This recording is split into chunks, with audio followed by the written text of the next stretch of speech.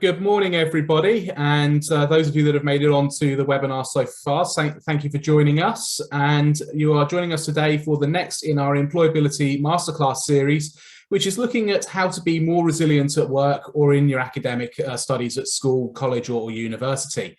My name is Paul Hanrahan, and I'm part of the talent acquisition team here at Enterprise Rent-A-Car. And what that is a role that works with a number of university partners, looking to identify the best talent that we can for our business and hopefully getting them started into a career with us here at Enterprise. Talking about university partners, we are joined by one of them today, and I'd like to introduce my colleague Kate, who is going to be joining us on this call. So Kate, if you'd like to say hello, please. Yeah, hi Paul, thank you very much for that. Yes, my name's Kate Stafford and I work in the careers team at Edge Hill University, which is based in Ormskirk up in the northwest. And prior to that, I had quite a long career in the recruitment sector as well. So hopefully today going to be chatting through, some of our experiences and sharing that with you as part of the conversation. Thank you for inviting me, Paul. Brilliant, thanks, Kate. So today, as I've said, we're going to talk about what it means to be resilient within the workplace. And we're hopefully going to try and give you some practical pointers that would maybe allow you to identify perhaps when you need some support, when you need some help, how to build your own resilience, and to look at some of those coping strategies that can really help you once you do get into the world of work. We're going to probably go through around about 15 to 20 minutes of content, and myself and Kate will be discussing some ideas and talking about our own experiences over the years that we've had in our businesses and our careers. And then we will allow some time at the end for a bit of a Q&A for any questions that anyone who is watching us live would like to ask as well. So do please start thinking about those questions, get them ready, pop them in the chat box, and we'll get to as many as we can come the end of the session. So as we talk about resilience, and it's one of those topics that seems to come up a lot in graduate and placement interviews. Can you give me an example of when you've been resilient? Can you talk me through what your resilience is like? It's one of those really common interview questions that people seem to be getting at the moment. But what does it actually mean to be resilient? What is resilience? What does it look like? And we've just got a couple of things just on the screen here, just to kind of start you thinking about what it does actually mean to be resilient, what that could look like, and maybe start to think about some of those examples of where you've shown resilience previously in your own lives. And the first thing to remember, the most important thing here, is to point out that being resilient doesn't mean that you have to be superhuman. You don't have to be made of iron. You don't need to be somebody that is absolutely impervious to the pressures and the strains and some of the challenges that are going on around you. And one of the big things that we're going to talk about today in terms of resilience and building resilience is the importance of recognizing and understanding why you feel the way that you do, and actually being brave enough and resilient enough to ask for help. And to get that guidance and to know when some of those signs are starting to show that just maybe the bit of pressure is getting to you and that you need to get some assistance, you need to get some people to support you. And that doesn't always necessarily mean at the very high end of level of support in terms of counselling and emotional support and those side of things. It could just be sharing the workload. It could be sharing the burden. It could just be asking a team member just to help out and take a little bit of the workload off of you. So we'll talk about that side of things. We're going to talk about understanding why we feel the way that we do sometimes, and thinking about sort of that emotion and thinking about sort of those feelings that we get when we do start to feel overburdened and overwhelmed, and what can we do to spot those signs? How can we actually sort of nip them in the bud? And then ultimately want to look at how to actually control and start to come up with some strategies as well. One of the things when it comes to being resilient, and those people that are known for being resilient and able to cope with different pressures and different strains, is they've got a very good ability to control what they can control. So they only focus and they are only worried about the things that they can influence. And they start to form coping strategies. They start to strategize. They start to put things in place that allow them to work to their strengths and to the best of their abilities, and that will allow them to manage those tougher times and see them through with sort of performance, positivity, and all of those side of things. So Kate, I'm going to come over to you just to start with now. So what's your take on this first slide? What would you kind of like to add from your standpoint? Yeah, I think personally speaking, if you ask about what does it mean to be resilient, and it is one of those words you hear kind of mentioned quite a lot. I think it's how you bounce back from challenges. So, if you're having a tough time, how you can, like you say, kind of control that and your response to that. And also, if things aren't going your way, an example could be, I'm just thinking about, our final year students now, maybe starting to apply for us. They've been through interview processes, they may not have been successful, maybe starting to feel a little bit like the resilience is weakening. So I think it's about how you then choose your response to that, and kind of then almost think, well, actually, so what can I do next? And that's that control and strategize. So what's the solution to this? And what can I do next to change the way that I'm feeling? Kind of acknowledging it. And yes, it doesn't feel great initially, but kind of then moving on from that in a positive way. So I think for me, it's very much about that kind of story that you do tell yourself, that kind of internal dialogue that you have with yourself in your head. Is it something quite negative that's kind of weakening your resilience, or is it something that kind of you look at it quite factually with a solution? So yeah, it's the bouncing back really in a positive way for me. And two key words that I picked up as you were talking then, Kate, were moving on. Yeah. And I think this is one of the real keys to resilience and being resilient at work, is appreciating that you will get setbacks along the way. And you know what? Sometimes you might sulk about it. You might feel a bit down. You might sulk for an hour. You might sulk for a day. Yeah. But it's getting past that and it's moving on, isn't it? It's then thinking, okay, it's happened. It's a bump in the road.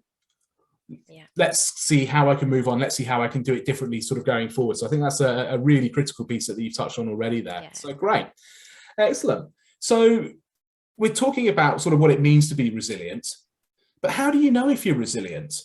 How do you know if you are one of these people that are able to move on, that is able to dust yourself off and pick yourself up and to kind of go again and take on that next challenge? And it really comes down to kind of, for me, for mindset. So it's how you respond and how you handle pressure. Are you somebody who thrives under a little bit of pressure, that enjoys a bit of adrenaline, that kind of those endorphin hits when kind of things get a little bit tough, there's lots to do and you're on your toes and you're on the go all the time? Does that bring the best out of you? Does that allow you to shine? Or are you the type of person who actually, when they are given a bit of pressure, they find it more of a challenge, that you find that you do start to get overwhelmed quickly? But what is it that causes that overwhelming feeling? What can you do to actually sort of change that? And how can you then make sure that you are able to cope with the right amounts of pressure that would allow you to perform within your business? Because there's definitely a belief that some pressure is good for you. There's two types of pressure. There's the overwhelming, there's the kind of that's too much, that causes anxiety and can lead to depression and wider medical issues. But there's also that good pressure that sharpens you up, that allows you to grow, that allows you to develop, that allows you to expand your comfort zones and become a better, more rounded person, a more rounded employee along the way as well. The next thing to think about then is how you respond to challenges. So when you do fail, when you do get told no, how do you respond to that? Like I said, do you sulk, but drag that out and sort of dwell on the negatives? Get lost in the, oh, I've not got it again, and it's a challenge, and oh no, here we go? Or are you someone who's like, okay, well, I haven't got it this time. What can I do to improve? Okay, I'm going to see this as a challenge. I'm going to go again.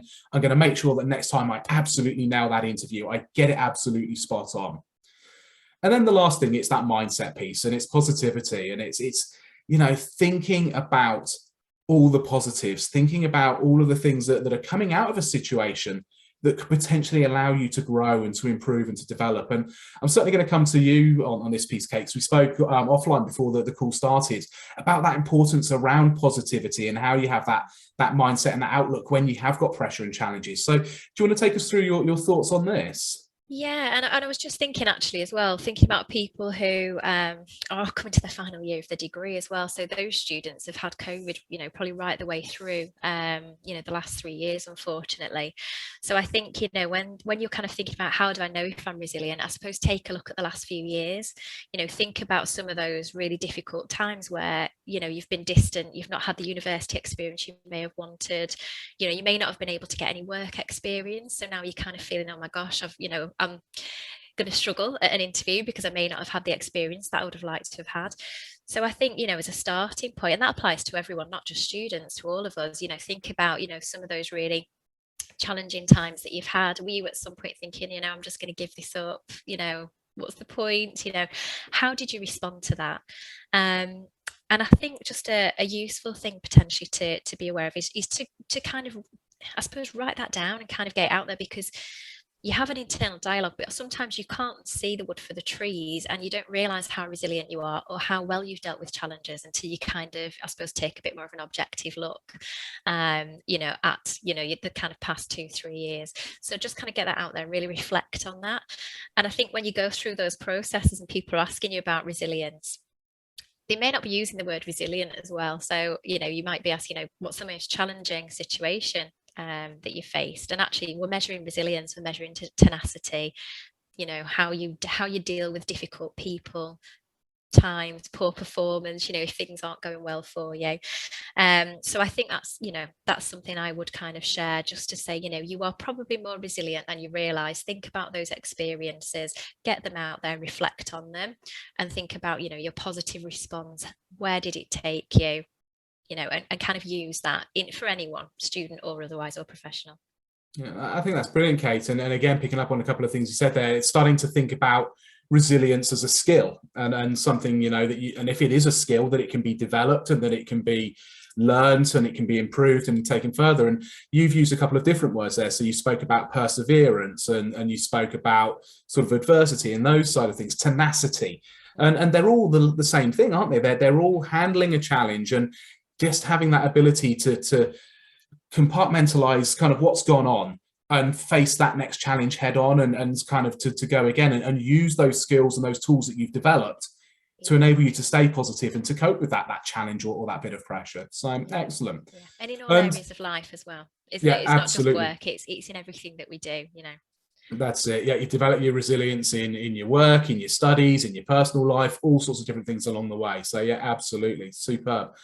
And one of the things that you said there, and you mentioned a lot, was that self-reflection piece. And just going to move us on to the next one, and kind of that word comes up, that awareness. And I think that's one of the biggest things that we need to see when people are trying to build and develop their own resilience, is actually taking that bit of time out to take a step back and to just reflect and to analyze and to think about what's gone on, and to like you say, to try to rationalize and put into different areas. Well, what is the challenge? Why has it made me feel this way? Why have I felt challenged on this occasion when I haven't done on others? So that self-reflection piece is really important. And I would give that as a tip for any interview process that you go through, not just for building resilience and dealing with that resilience question, but maybe take a blank sheet of paper or a blank Word document and just reflect on yourself. What are you good at?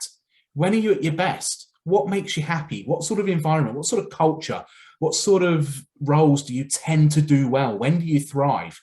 Because within that, you'll see where your strengths lay. You'll see what it is that gets the best out of you. And you'll also see some of those areas that pose a challenge to you, where you've had to build your resilience to overcome them and to move forward as well. And I know we've moved on to a little bit in terms of sort of general interview technique rather than building resilience, but I just think that the two go hand in hand as well. So in terms of building resilience, there's a few bullet points just on the slide here.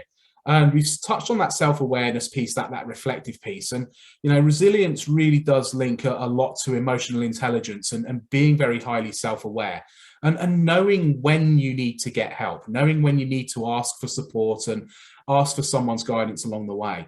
And that is not a bad thing, asking for help. We've touched on it already. It is okay to go to somebody and say, I am struggling. I am feeling swamped. I want to get this done and I want to get it done to a high standard, but I need a bit of support along the way.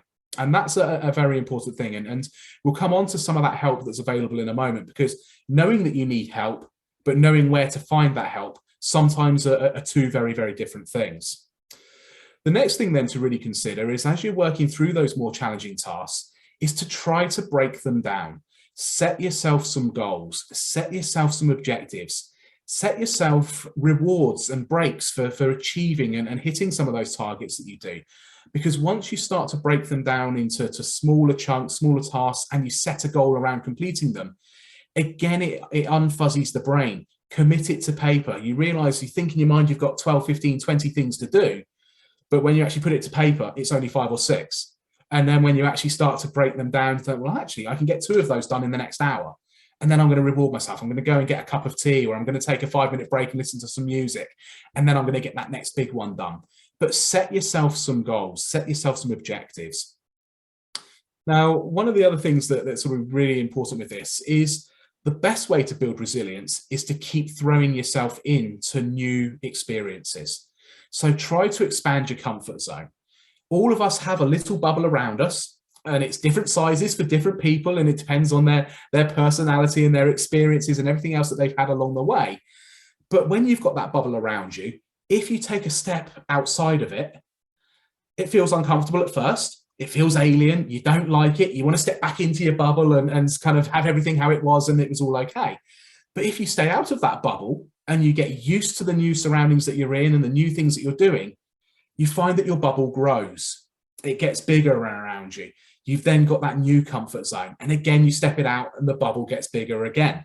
And this is kind of the really important thing. So do keep challenging yourself. Seek out those opportunities to grow as an individual and put yourself in situations that may not necessarily at first feel comfortable. And the best example that I can give for this with me, and I'll come to you in a moment, Kate, maybe take some examples from your career. And I look back to when I first got my role as a talent acquisition specialist and was doing and facilitating training. And we do a lot of internal training at Enterprise Rent-A-Car. And my training and development manager at the time came to me and said, Paul, I want you to run this session. It's on internal interviewing. We want you to coach our managers and help them through sort of how to interview and what to look for. Yeah, not a problem. I'll get it done. I'll do it. On the day that I was due to do it, I panicked and I didn't want to do it. And I didn't want to step out of my comfort zone. And my training manager at the time stepped in and he said, Paul, I will do this for you once and I will run this session for you. But you are going to sit in and you've got to contribute and you'll do what you do. The next time I ran it, I did it. I was nervous. I didn't enjoy it, but I did it. And then the next time I expanded. And now when I present and when I facilitate sessions, I can present to a room of 500 people and not be nervous. And I could be comfortable speaking and comfortable handling questions and talking about different areas of content. But if you'd have asked me to do that very first day when I was in that role, absolutely not. And I didn't. I panicked and I couldn't do it and had to step aside and ask for help. But you grow and you develop. So, Kate, I'm going to come to you and if you maybe want to start to talk about some of the help that's available to students on campus and at university and touch on some of that side of things. Yeah, definitely. Well, there's lots of it. And I think sometimes when you're in that place, it's difficult. You kind of feel like you don't want to kind of bother people or you're not sure where to kind of go. So, use your student support services. Every university has one and they're amazing. And also careers services as well, which again, all universities will have a careers or employability team. And just kind of having that kind of unbiased third person, even sometimes just to have a conversation with is enough. And if you need more support and guidance, it will be there. So I would just encourage anyone to absolutely make use of it. And even people who have previously graduated can still access some of those services as well. So, just really make use of that. And I just think from my point of view, I suppose one of my top tips, as I've reflected on resilience and myself, I suppose, in preparation for this, one of the things I think I've been guilty of in the past is kind of generalizing. So when I felt like things aren't going well, I've maybe not got a couple of roles after interviews, or I've had a couple of projects that haven't gone great, or I've had a bit of negative feedback. I have generalized. I try not to do it, but kind of say, oh, I can't do this. I'm no good. I'm not clever enough. Or, it's kind of all kind of encompassing. And what I would probably give as a top tip is try as best as you can. Initially, you may feel that way, but try and move through it quickly and kind of, I suppose, segment that and say, well, actually, it's not that I'm terrible at everything. That one piece of work didn't go to plan. So again, it's what can I do to kind of move forward on it. So I think that would be my top tip in terms of trying not to get overwhelmed. One negative experience or a couple, not trying to kind of let it impact all areas of your professional life, probably. And I think, look after yourself, as well. You underestimate the power of sleep and good food and just taking, like Paul said earlier, just kind of having that breather. I think some days I literally go from dashing around in the morning on my phone, on a laptop, on calls, commuting, checking my phone again, emails, get the kids to bed, back on the phone, and you're kind of non-stop and you never actually fully switch off. So I do need to work on that. But I think, that's another thing actually builds you need to breathe. You need to take that reflection time or just take some time out as well. That's a really powerful tool.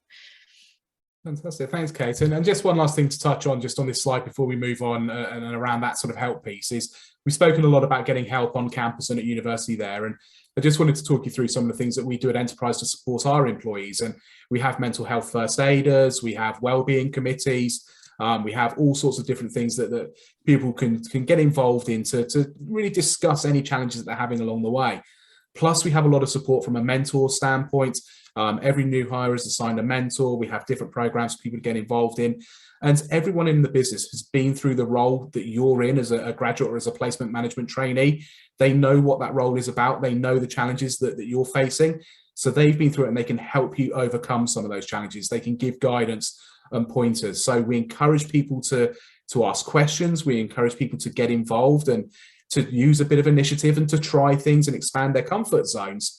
But you're doing so safe in the knowledge that your management team are there to coach and support and to help and develop it along the way as well. So with Enterprise, we don't mind people making mistakes.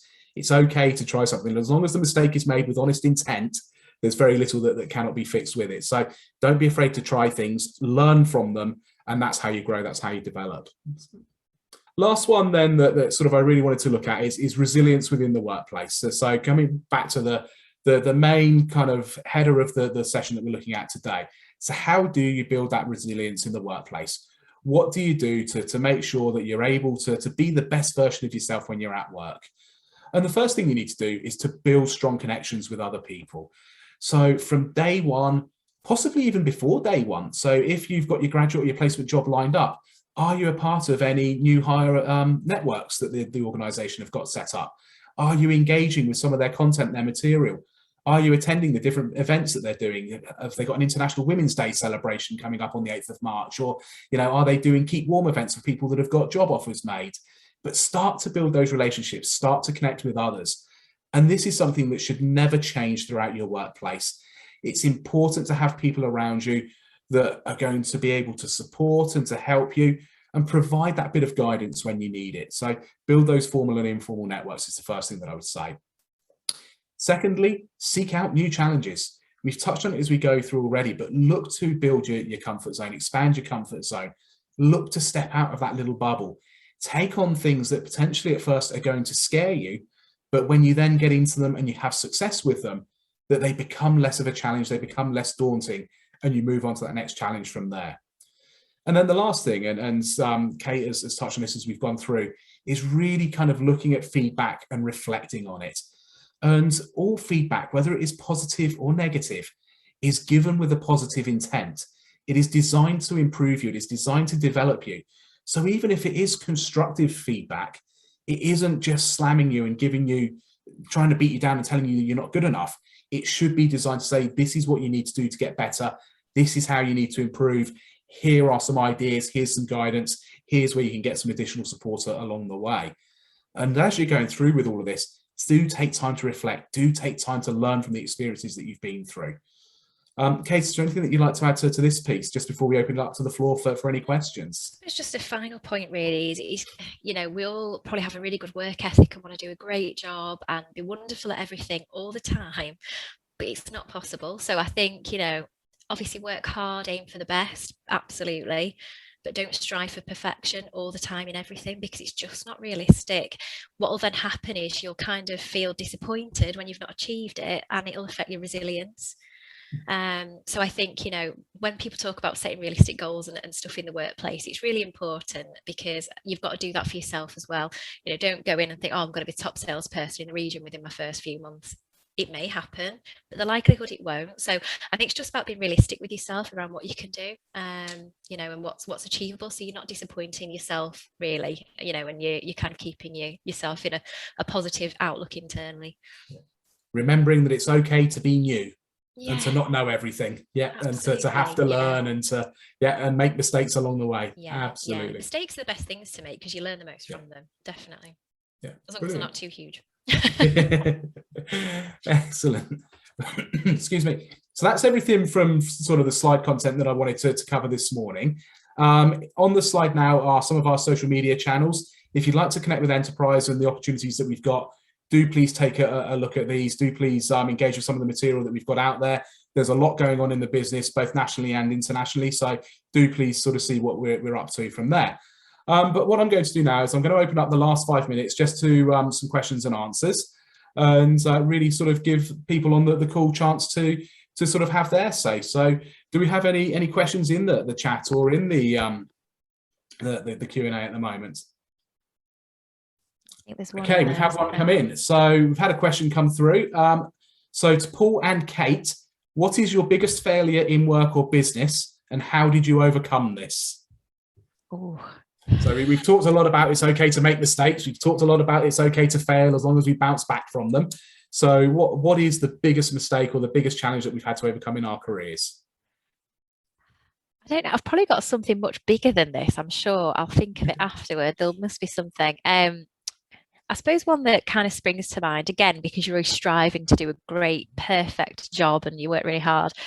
In one of my previous roles many years ago in recruitment, and Paul, you could probably relate to this, doing a similar role yourself. I was looking after the Southeast region, and it was really hard to recruit area. And you'd work so hard to get some great candidates through a process.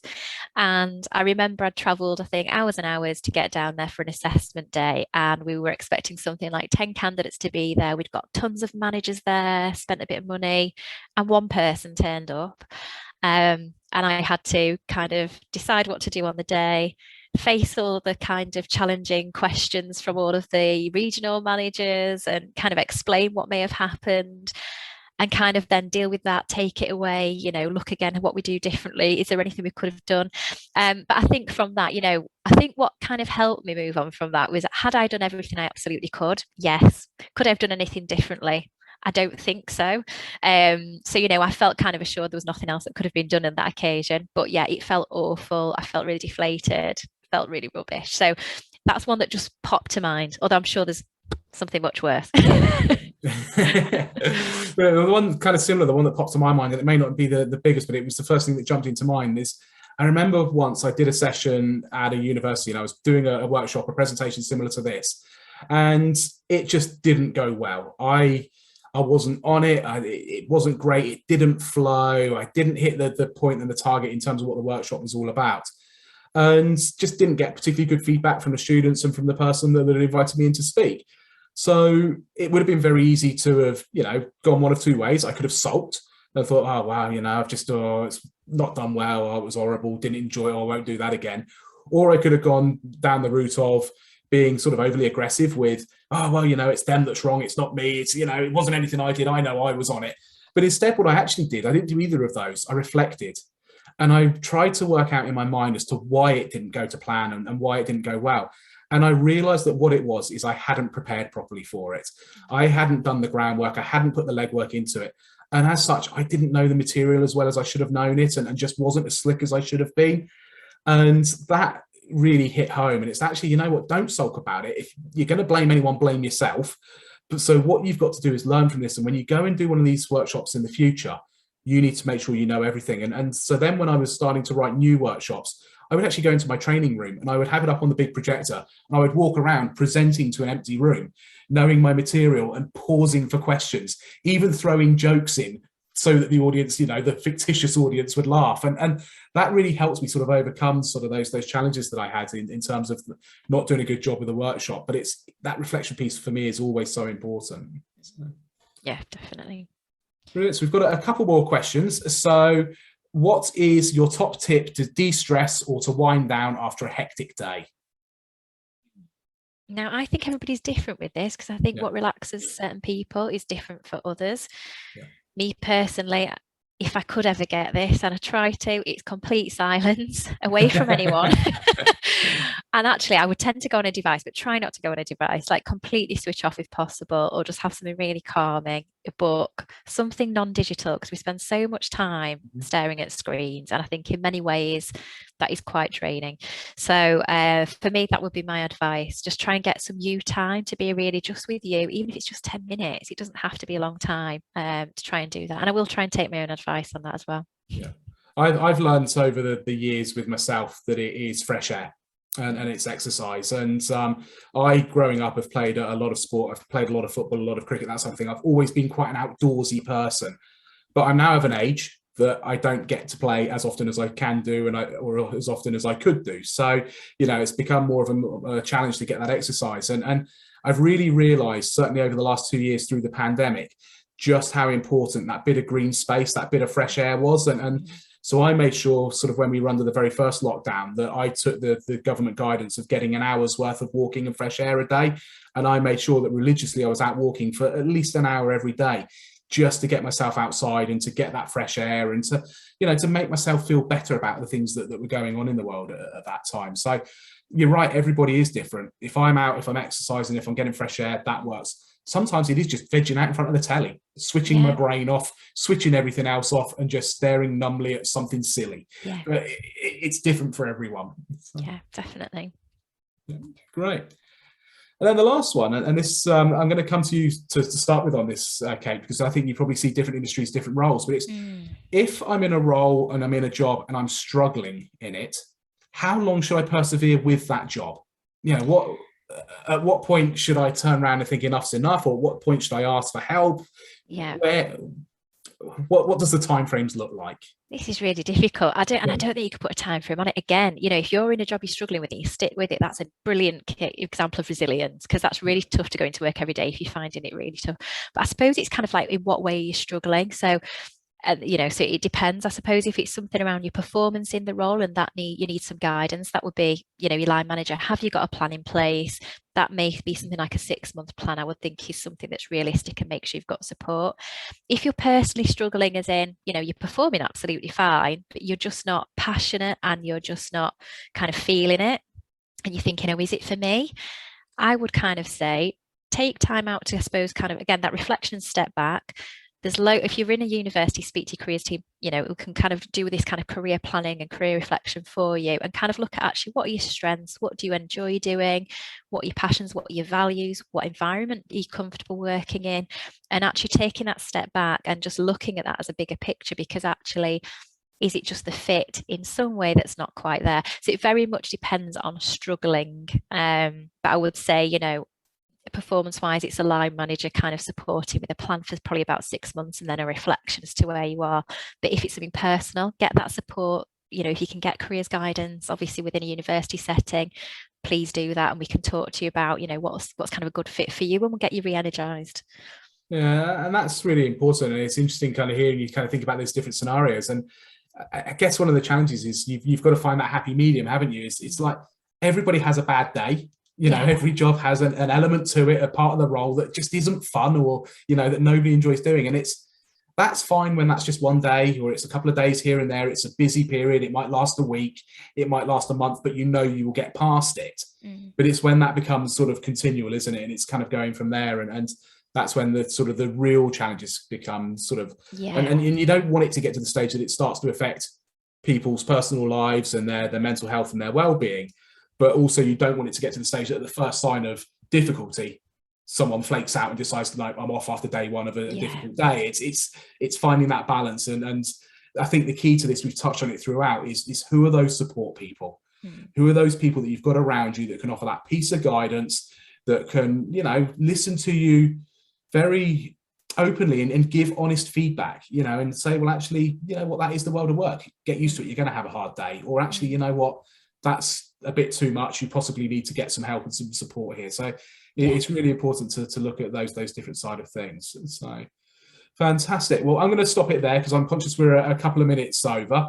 I would like to thank my colleague Kate for joining us on this call. We truly can't do this without our university partners. So Kate, we really do appreciate your input and getting involved today. Thank you. The next session that we're going to be running is looking at all of those important skills and traits that you need to possess when you start your first job. So resilience is just one of them. So it's going to look at a few more of those skills, those traits, those characteristics that people need when they leave university to start their career. In terms of the content, all of this is shared on our YouTube channels. If you'd like to kind of connect with some of this content, some of this material in the future, please do subscribe to those. Please go and view it and share and comment and anything along the lines that you see fit. But otherwise, all I'd like to say is thank you everyone for attending today and for listening to myself and Kate. And we will see you all soon for the next session in our employability masterclass. Thanks a lot. Bye for now. Thank you.